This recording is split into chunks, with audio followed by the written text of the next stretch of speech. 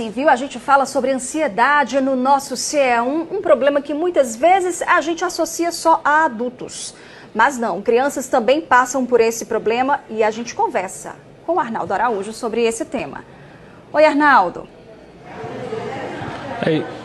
É isso, viu, Marcela e Leal? Agora sim a gente volta. E eu estava falando, né, que os pais, mães, professores, quem lida com criança no dia a dia, ou mesmo adolescente, aquela fase que a gente sabe que é mais delicada, tem que ter uma abordagem especial, pode enfrentar algum tipo de dificuldade. Então é preciso ficar por dentro também desse assunto tão importante. Por isso que eu vou conversar agora com o especialista, o doutor Alfredo Holanda, que é psiquiatra e também é coordenador do posto de saúde mental do SOPAI.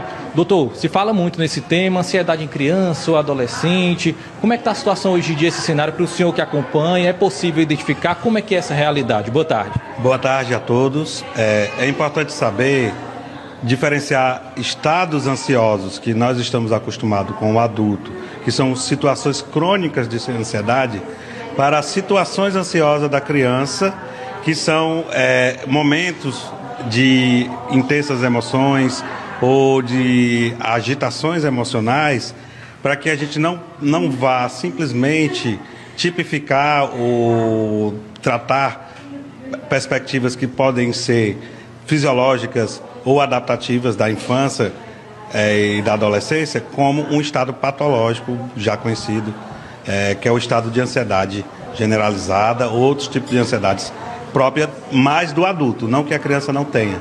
Mas é importante a gente entender que a criança ela é cognitivamente imatura, emocionalmente imatura, e ela precisa de ambientes saudáveis que possam estimular o desenvolvimento afetivo, emocional, cognitivo. E essas crises disruptivas de ansiedade pode ser situacional, não um estado patológico já conhecido muito bem, claro, nos adultos, a maioria das vezes. Doutor, e aí como é que esses pais responsáveis podem saber o momento de levar essa criança a um especialista para ter essa avaliação mais específica e saber realmente qual o diagnóstico e como lidar com a situação? Então, antes de enxergar o quadro de ansiedade, que é claro, a gente precisa fazer uma análise funcional, situacional, de entender os motivos, os porquês e como a criança está se sentindo. Então, nada mais importante do que um olhar do especialista, um olhar no sentido do professor ou do pedagogo, para enxergar situações que possam estar ocasionando sofrimentos situacionais para essa criança, antes de inserir uma proposta diagnóstica maior, que você precisa corrigir ambientes saudáveis, construir ambientes saudáveis, estimulantes, para que essa criança se desenvolva do ponto de vista afetivo, emocional. Então, a gente tem que assumir isso, que a criança é um adulto em formação. E esse estado ansioso que pode ficar a posteriori, pode ser situações a priori que possam ser resolvidas de forma acolhedora e compreendendo situações momentâneas. Geralmente esse estado ansioso, qual é o comportamento que a criança exerce no momento em que está numa situação assim? Então, a resposta mais clara de situações ansiosas da criança é agitação.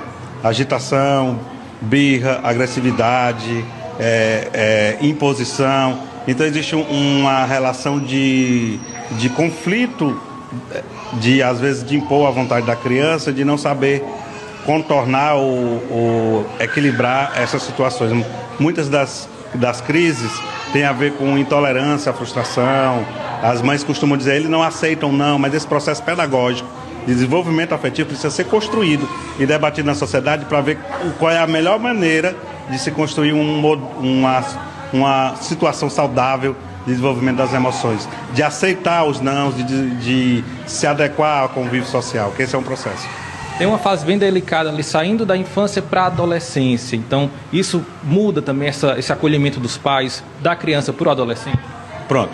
E aí essa crise, que eu trabalho muito, a questão da crise das idades, a crise dos 7 anos, a crise dos 3 anos, e a adolescência em si, o termo já indica crise. Então, se você não for resolutivo nas crises anteriores, elas vão se acumulando.